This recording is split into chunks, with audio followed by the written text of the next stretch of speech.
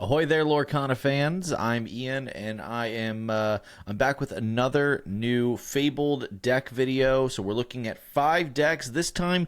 These are up-and-comers. These are decks that have not previously, before rotation, seen a lot of play. They have some cool synergies. They're rogue decks. None of them are leaning too heavily on the new cards. I've got a separate video for that coming up. But these are decks that are on the cusp. They're the off-meta, they're the rogue decks. Sometimes people show up with them to the league and can win some games. Sometimes I've seen a few of these make their way into some set champs, but they typically are not the constant performing, high-level performing decks in past meta games, but maybe this is their time to shine. So I've updated 5 decks for this format, and we're going to take a look at them. So let's dive in. All right, first up, we've got Ruby-Steel Challengers. This is one of Lindsay's favorite fun decks to play in previous formats. It's really cool because obviously you get to play a lot of the very cool Mulan cards, these Ruby-Steel synergy cards, all based around challenging your opponents and getting different benefits for it. So taking a look at this one, obviously it's a very mid-rangey deck. It does have some really cool attributes. Specifically, it has access to a pseudo board wipe in the form of the Shift Mulan that's going to triple shot and knock 3 things out with a single challenge. That's always a threat, especially because this deck has 2 different shift targets. But also, Light the Fuse as a supplementary removal. It's super cheap. 1 cost uninkable for the price. We've made room in the uninkable count for that because removal is at such a premium in this metagame. So we've got 4 of those. We got 4 strength and 2 smash. That is a solid amount of damage-based removal. Now, obviously, strength and Light the Fuse, they are going to want you to stick some units on the board. Fortunately, we do have a lot of beefy units through the mid-game, and so you can see we're starting off strong. We've got Mulan to help filter. If you've got too many uninkables in the hand, you can start thinning through that. It also establishes the shift target for later, so you don't necessarily want to throw Mulan away willy-nilly. You might want to sit on it, and even if you don't have that shift, your opponent is going to have to play around it. So that can provide value as well, buying you additional turns while they try to navigate around your Mulan or wasting removal on a 1-drop. We also have the Captain Hook, which obviously is a fantastic challenger, hitting up into other things with that 3 attack. And then on turn 2, we've kind of got 2 premier options with Lumiere and Calhoun. This is a slot where I can see trying to put a few more 2-drops in as well, but hopefully between the 3 Calhoun, 3 Lumiere, that is enough. We could totally raid maybe the 3-drop slot for 1 or 2 more options. But these are both great for different reasons. Calhoun establishes another board unit that's going to, it's pretty sticky with that 2 defense resist 1, and then it can sit there and say, hey, don't challenge or I'm gonna feast, right? Lumiere kind of does the opposite. It sets up your other characters to do more damage when they challenge. This can be really nice, buffing up your Captain Hook so that it can hit into a Daisy Duck and hit that key 4 damage, which we know we want to be hitting. Obviously we've got the Dock Draw Engine. That's really not a turn 2 play very often, but hitting into turn 3, we have some really cool stuff. We've got 4 copies of the Genie that can challenge evasives. It's really just more for the body and the utility being able to hit evasives, though if you've played a Lumiere down, sorry, the cat is attacking my foot. Of course, we've got the Genie, which is going to put a big body down that can challenge evasives, which is pretty potent, especially because you have 2 different ways to buff it in this Lumiere and this Lilo, which can put down Challenger +2 on all your characters already in play. And then it does have some tangential benefit, sort of a kicker effect that synergizes with aliens. We've only got the 1 alien, but it is that 4-drop Stitch, which is huge for us. But just to rewind slightly more, we also have the 3-drop Mushu. This is kind of a key piece of the deck in my mind, a reason to play the deck, because we get to curve Mushu on 3 directly into either Mulan on 4, which can challenge ready characters and challenge evasive characters, or the Stitch on 4, which allows you to draw a card and gain a lore whenever it banishes something in a challenge. So that's obviously very potent because you can rush both of those in with the Mushu. On 5, we have 2 great engines. One to keep your board healthy and gain you lore, that's the Mushu, and one to draw you cards, that's the Queen of Hearts. And then, of course, like I mentioned, we have the Shift Mulan, but we also have the Shift Mushu, which is just one more way to either shift onto a 3-drop and gain an extra, lore from that Shift quest opportunity to kind of close games out, but it also gives you the ability to sort of ice games where your opponent is going to be playing down evasives and stuff like that, and you need to kind of rush into things just to close games out. Yeah, it is a very cool deck. I think that it is, on the surface, I think that it looks probably a little bit like a pile, but the nice thing is that everything's revolving around challenging, but we have enough ways to either A, pressure the opponent so they don't feel like they can quest, and without the risk of a board wipe, which has always been the flaw of this deck, where you could just sort of sit there and say, I don't care, I'm not going to exert anything, I'll just wipe your board and then you won't have anything. That is not something that they could do anymore, so you can force them to challenge into you, and then you can return with, equal force or greater. So it's a really cool list. I do love the fact that it now has sort of a premium removal package, with Light the Fuse being, just that one really efficient answer to things.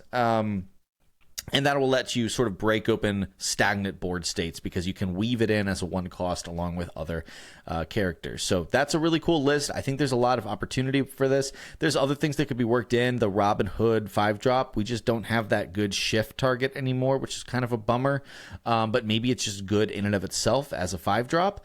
I think that there's also some great opportunity, for maybe the 7-cost Shift Mulan to be able to shift and then hit an evasive. That's pretty nice. It also then lets your other characters, challenge ready characters, so it can definitely break open board states. So that might find its way into the list as well, depending on what the metagame looks like. But I think the tools are all there. The 2-drop and 3-drop slot is a little nebulous. We just got to figure out what is in the metagame that we have to worry about, and then we can, if it's actions, we can slot in Pete in the 3-drop slot. If it's more evasives, then we can change Lumiere out for like evasive hitting Smee or evasive hitting Jafar. There's options there. This is not the final list, but this is a very potent one, and one that I would keep my eyes on for sure. Okay, so let's talk about what I call SPC aggro. It's also commonly referred to as Zoo. That's a old sort of TCG archetype where you're basically just playing out lots of stuff and then benefiting from having lots of stuff in play. Pretty cool. This is something that was, is often called Churnadogs in previous iterations, and unfortunately Chernabog did not get the reprint, but there's still some very great tools for going super wide and benefiting from that, right? We have the awesome early game questers. We have Lady, which obviously gets stronger whenever you play a character, and then if you ever get to 3 power or more, it quests for 3 for a 1-drop. That is just incredible value. We've got Bobby Zemaruski here just to help you sort of thin through your deck. It is not as essential as it used to be. I could see this becoming other 1-drops, but I do really like it for you to be able to shape your hand in the mid game. We've got Curse Merfolk and Pegasus for solid questers. Bonsai, likewise, a solid quester. Gogo will close out games and be an evasive so that you can actually get an evasive down. And then the Tramp, I think, on 2 is the real thing that's kind of knitting together this early game, because it lets you give these other characters bonus attack, which is essential, I think, if you want your Pegasus to trade up into a Genie, or you want your Lady to get buffed up so you can quest for 3 with it. There's a lot of synergy and overlap, I think, that Tramp has here. And of course, it is a shift target for the 6-drop Tramp that we'll look at later. Obviously, 3-drop Lady is busted, so these aggro decks that are Amber are going to play it. I think the cool new things that I had to kind of come around on, and actually somebody pointed this out to me the other day, was this. I was looking at Peg already just because card draw is so sparse, but Perla is actually another cool card. Both of these were dual link cards that saw no play prior to this set, but I think they're both I think they've got potential. I like Perla because obviously it can do a similar thing to Tramp and support your 1-drop lady, which of course can then quest for 3.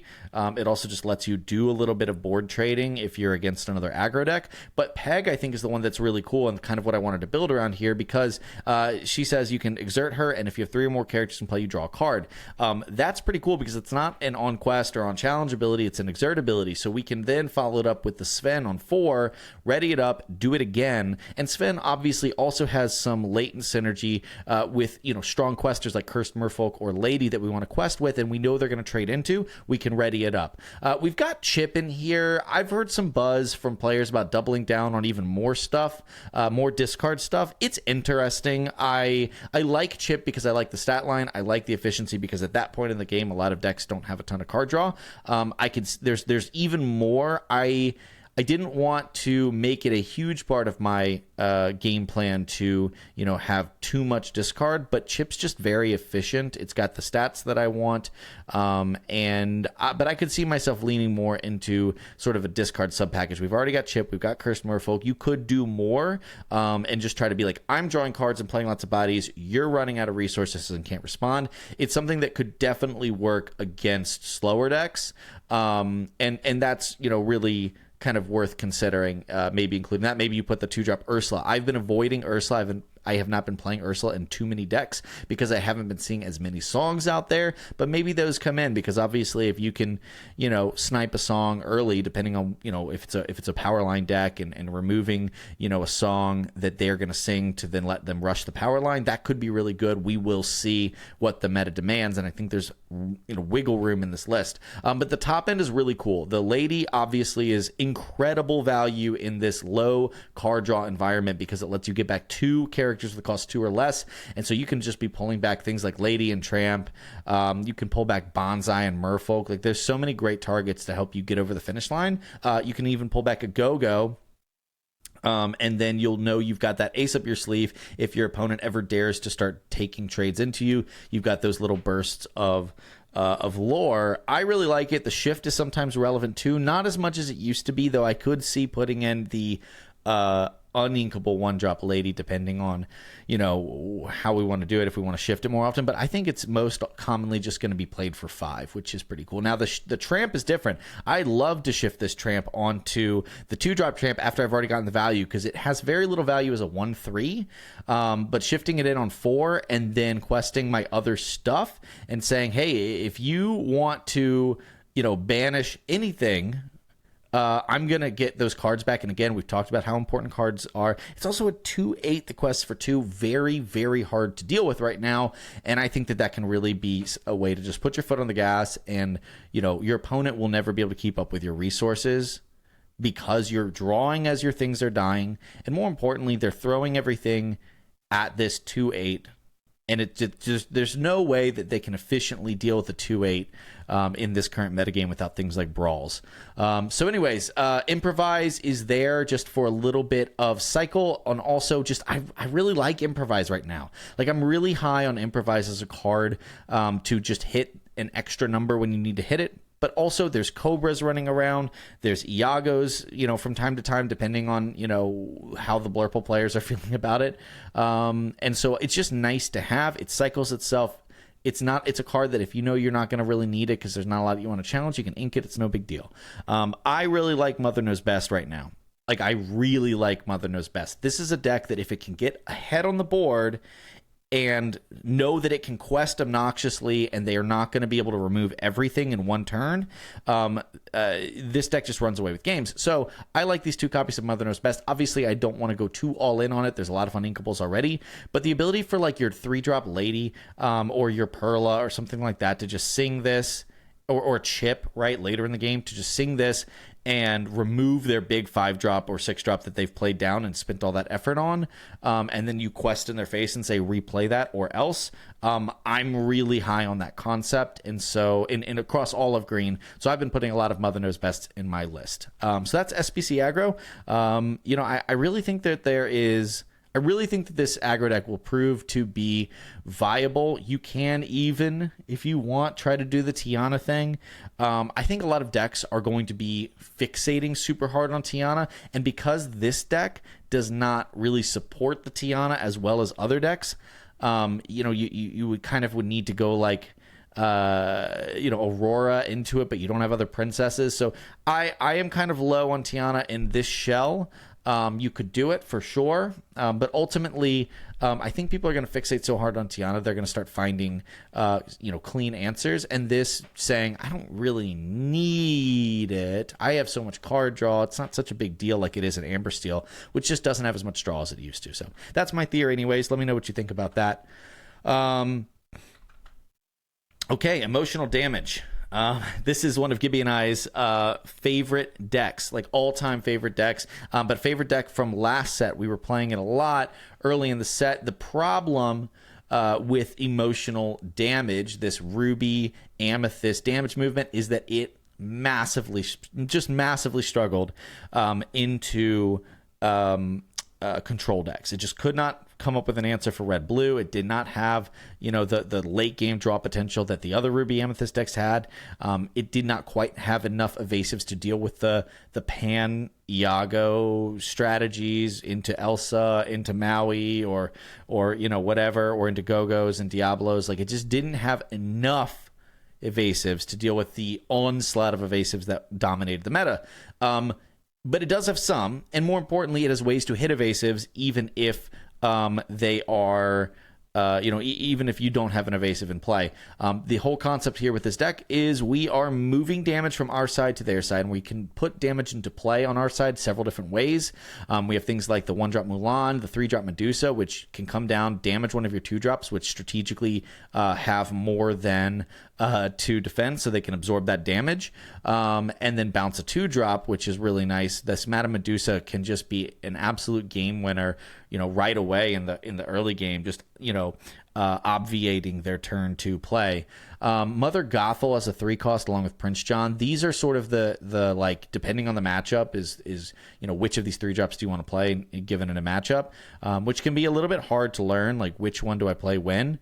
But Mother Gothel gives you a way to move damage whenever you challenge, and so that might seem kind of funky, but once this is down, you're actually able to do some really gross stuff, putting things like a Mulan into play and then challenging with things that were already in play, moving that damage, and because that damage can move over and set up other kills, or even you can challenge into one thing, like challenge into a bodyguard and then hit something else.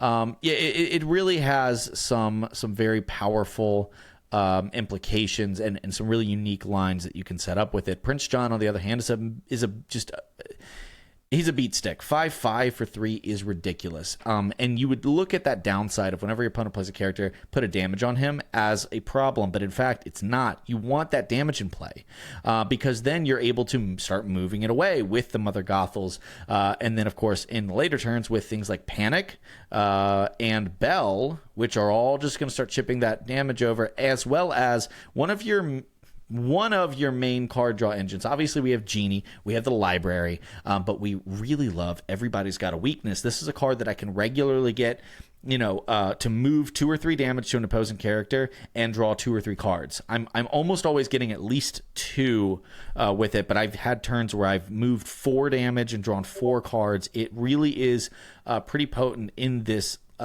list. So I really like that. I like the Shift Mulan angle. Obviously, we only have the one shift target, and it's that 1-drop, but that 1-drop can kind of weave into lines as you're kind of like, hey, I want to put down this Mulan, but then I want to, also I'm on like turn 4 or 5, I'm going to put down this Mulan, and then I'm going to play Panic and move that 2 damage off right away. Like, there's these lines that are really cool. There's 2 copies of this Big Hades, and it's interesting because it is both completely game-breaking when he comes out. It's also hard to get him out. This is a deck that does sometimes struggle to ink to 7. It has no problem inking to 5 and 6, but it does sometimes have a hard time inking to 7, and it's not necessarily because you don't have cards. It's just that you need to use the cards, especially against the more aggressive matchups. You need to use the cards to push things across, and sometimes that means playing two things from hand, like a combination of a 2-drop and a 3-drop and a 1-drop and a 4-drop, right? Like these things happen a lot, and so sometimes you'll be sort of getting in this position where you're gonna win the game effectively without needing to get to 7 ink. So I am kind of on the fence about it. I do think that against slower decks, this is an amazing card to have in the list, but I can honestly see it not quite making the cut. Or I can see us trimming down some slots in the early game and just trying to squeeze more, card draw cards in there. Maybe we find room to put Diablo in instead of some of the 1-drops, right? But the card soldiers, Mulan, Mim, and Queen of Hearts just feel so synergistic and so strong. I'm finding it hard to cut them. I think the big thing is to look to set up everybody's got a weakness turns. Like really look to set those up, and that is where the deck really takes off. That's why there's 4 copies in there. In past iterations, I was not that high on it because there were so many other ways to draw cards, and this serves as both removal and a card draw, and I really like that. So anyways, that is Emotional Damage. This is a really fun one to play, and it is, for the most part, one of the best decks to beat aggro. Tiana, you do have to do some weird lines to deal with Tiana, but it's totally possible. Obviously, Prince John, with a 5/5 stat block, it can just run over a Tiana if they don't have a bodyguard behind it. But you can also do some cool things where you're across 2 turns or so, you can move the damage over enough to take her out. And then Mother Gothel is actually a really great one against the Tiana, I've noticed, because it actually lets you run into things. If you've got like a lot of 1, 2s, and 3s out, the Mother Gothel can come down. You can bump into something, move a damage, even though your power is reduced to 0 potentially from Tiana. You don't have to pay that tax, so you can potentially move stuff, move some damage over to it, and there's no Rapunzel now that you have to worry about, so you can stack damage. Penny can come down, but that's really it. And so you can run something into it. It does no damage, but you move a damage counter over, and then it takes damage from that attack, and then you run the next thing over, move a damage counter off the thing that just took damage from the attack, and so on and so forth. So there's some really cool lines you can do with that that engine. I really like this list. I think that we're still Gibby and I are definitely still trying to refine it, trying to find maybe just a touch more card draw in it. The library is a little awkward because you often want your things to live. So usually with the library, we're doing things where like, okay, I'm desperate for cards. I'm okay with this, 1-drop card soldiers, croaking so that I can get a card. But I think that there might be a more efficient way to do that in the future. But don't get me wrong, this is a sweet list. It's gotten wins on a lot of the solid lists that I've shown in past videos. So really excited about where this is going to go. Okay, so racers are getting a really nice time in the sun here. There's just been a lot of variance. There's just a lot of people trying to make racers a thing. And I myself have tried racers about 7 different ways, and there's a few local players who are also playing it, and I've just sort of like glommed together my favorite ideas that I've seen, plus 1 or 2 concepts of my own here. One of the things that's really cool, I was originally pretty negative on Vanellope von Schweet's The Shift line, just because the deck seemed to want to go wide a lot. But the more that I kind of looked at it, the more I realized just how many copies of Vanellope you can squeeze into the deck, which increases the amount of princesses because they're all princesses. So it's actually a lot more consistent to trigger her effect than I had originally sort of imagined. And then, of course, obviously, if you're doing that, and if you're using not just the 2-drop, but also the 4-drop, and because we've got so many copies of Vanellope, it's actually relatively easy to set up Sisu kills with this baby Sisu, which now that we know Tiana is such a big threat, this Sisu is actually just going to be able to one-to-one take out that Tiana and really set you up for success. So I really like that component of it. Obviously Candy Drift is amazing and lets you set up, ridiculous value trades. The King Candy, I think, sometimes gets overvalued. This 4-drop King Candy, I like it at 3 copies. It's kind of clunky in hand, and you don't really want to play it down proactively. Like, you want to play it when on a turn when you know your characters are going to trade in, and then and you've already got that set up. Your opponent has said, hey, it's cool, you can take this trade, you can put down the king candy and then run it in and get, a 2-for-1 banishments. It's not as good when you're just slamming it on 4 and saying, haha, look at this king candy, because then they'll just look at it and go, you're dead, and you got no value out of it, right? So I like it at 3 copies just because I like to be tactical with it, and if I have too many in hand, then you're forced to just slam them just to get the uninkable out of your hand, and that's when the deck can really be punished by good players. The 4-drop Vanellope von Sweets is really nice as a rush evasive unit. Just any rush, like there's just not a lot of rush in the game right now, and so I really like that card. Obviously, it's another princess, another trigger for the 4-drop Vanellope. The Ralph Shift line is amazing. The 3-drop is amazing. The 7-drop is amazing. I like the Calhouns. I've seen a lot of people kind of low on the Calhouns, and I get it. Like, the only shift target is kind of a crappy 3-drop you don't really want to play. So I just stopped trying to shift it, and I kind of liked it a lot better. You ink it, but it increases your late game top decking opportunities like immensely. Just being able to slam a 5/5 with 2 questing and a challenge effect that basically draws you a card, like, that's solid. And I found that, if you treat Calhoun as like a, hey, it's not the time for it in the early to mid game, as long as you don't sit and hoard it in your hand, you really don't actually have much of a penalty for putting it in the deck. There's a lot of bad cards you could play with those slots, and so I'm like, I'd rather play a good card that's inkable, and I just know not to. I just know to ink it early and hope to find it later on in the game. And it also, being a racer, it does mean you have higher quality like pulls back to hand, from your 3-drop King Candy and your Wreck-It Ralph. So I like that a lot. The one twist that I've put on there that not a lot of people are doing, the Pongo, not my idea, but I think it's brilliant. I've been a big Pongo fan ever since Gibby got me into Red Fossa, so it makes a lot of sense in a deck like this. I do see some people like playing thick action counts, which I don't think is right, but the Rapunzel's Tower is the card that I've been playing. And it's funny because in your brain, you're like, well, wait, we want our racers to get exploded and die. The problem is that you end up with a lot of board states where you're like, I have all these racers that are squishy, and yeah, I'm cool with them dying. Maybe I've got a King Candy in hand, or it's on the board and they haven't been able to answer it. But if I ever quest with everything, it's just going to get all cleaned up. Or it's a steel deck with, Shift Tinkerbell or something, and you're like, oh man, like my 2-drop Vanellope is a 1 defense. It's never going to live.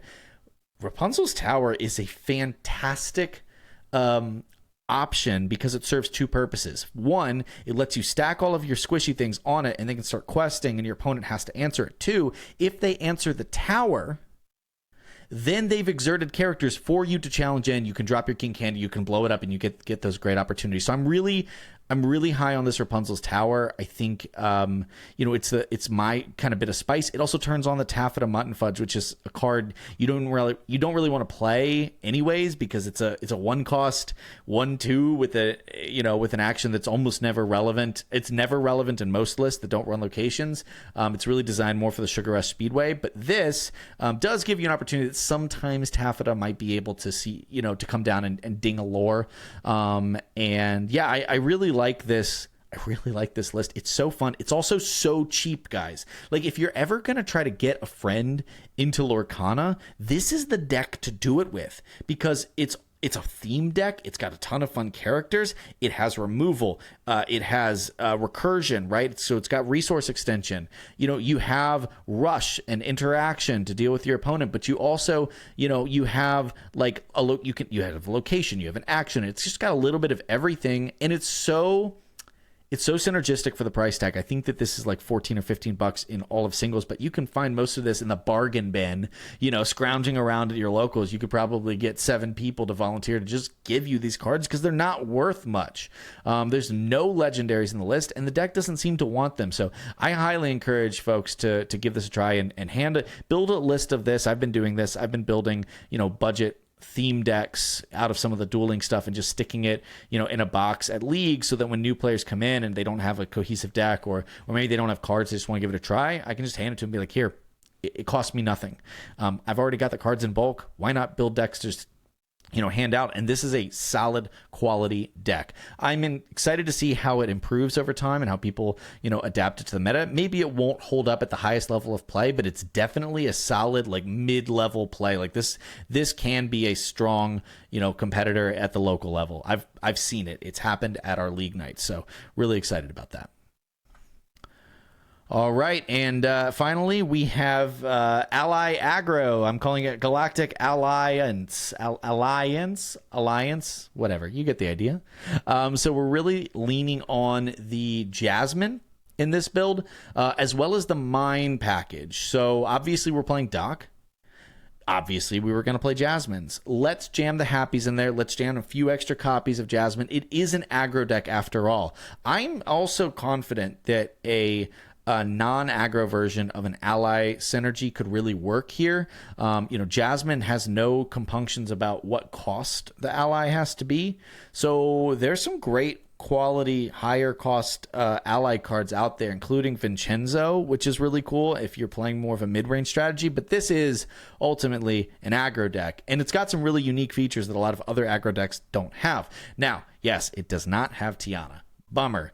But not only does it have the ability to shift in a Jasmine for 2 and immediately start building your hand back up, it not only does it have Doc and 1 copy of Desperate Plan, as I like to include, but it has some of the fastest questing units in the game right now that's being offered from an aggro perspective. You've got this new Nala. It's an ally. It can be picked up off of Jasmine's. It has that resist to protect against the Tinkerbell, and it quests for 3. But you also have Alice, you have Zipper, these warded units that are going to come down and threaten to provide. Alice comes in and threatens to provide 3 questing almost guaranteed and protect the next body. Obviously the curve of Alice into Pluto is absolutely broken, but even if you're putting Alice down and you're setting up ward on, Captain Amelia, well, now all of a sudden your exerted characters are getting resist when they get challenged. So there's just a lot of really cool synergy here. And we have this new Lilo to come down, buff up our stuff if we ever do want to be trading back in, which we sometimes do because we actually have a decent amount of cards with resist. And so between Zipper being able to hand out resist when you ink, and we have Mr. Arrow with resist, we have Nala with resist. Now Nala may not be the best opportunity for Lilo to buff up, but sometimes it is, because anything, when you need to trade it. We also have the 1-drop Jasmine giving out resist, so you can actually set up really cool turns where you're mostly questing aggressively, but you're actually going to take a turn off to clean up the board and make sure you can kind of snowball your board out of control. It's really nice too, because there's actually sometimes when like a little bit of damage gets put out there and you have that 1-drop Jasmine to clean it up. Not quite a penny, but still a nice little kicker effect for what is ultimately a shift target body, right? I also just really like the Seven Dwarfs Mine in this list because you have obviously Happy and Doc, but there's also just turns where you want to deal with something that your opponent has in play, and maybe you're playing out one bulky threat, like you get to later in the game and you're like, okay, I'm shifting this Jasmine, or maybe I'm playing a Lawrence here and I just have some floating ink. This is the perfect thing for you. Now, I also really like this Lady Cluck. I'm not sure that this is going to stick around, but I've had some games where Lady Cluck just wins the game for me outright. Bodyguard and Ward with a 2/7 body, depending on what you already have out, it might be getting buffs from other things. And so it's just one more layer that they have to get through to start taking out your Jasmine, which is just generating more and more resources. So yeah, I'm really liking this list. Obviously, we had the Kiwi Birds, that as everybody talked about last set, and in the previous sets, right, we had that coming out, and people were playing similar things. Not everybody really got in on the aggro side of things, and I think that, to be fair, there wasn't a great reason to do that. You had so many higher quality characters to play, but now that the field is thinned, the difference in playing this versus a non-ally focused version of the list is minimal. right? Like you might be, yes, you could trade up into a hero character that might be slightly better than any one card here or there, but the ability to just generate more resources with Jasmine is undeniably important in this low card draw metagame that we're in. So I'm really excited about this. I can totally see it morphing and like, you know, hey, like maybe there's a few too many allies and we want to fit a couple quality units like Calhoun in, right? Or maybe we want to take the curve higher up and build it into a mid-range. That opportunity is there, but for now, this is a deck that I'm having a ton of fun with, and I'm just really excited to see this Sapphire-steel non-control, non-item focused deck kind of get a little moment in the sun. And I always said this Shift Jasmine is a fantastic, fantastic card, and we're finally seeing it. So really excited about that. All right, that's all 5 lists. We're going to do one more video here. Lindsay and I are going to do an episode of the podcast before the actual day of the release, and then we'll be, of course, participating in our release sealed tournament at our locals. We will, of course, update you on that. But yeah, thank you so much for watching. We hope you stuck it out this far. If you like the video, then like the video. And if you enjoy the content and want to see more of it, of course, subscribing is the best way to help us out as content creators. Just build up that following, build up that audience. It really does make a difference. So thank you so much, and we will see you on the next one.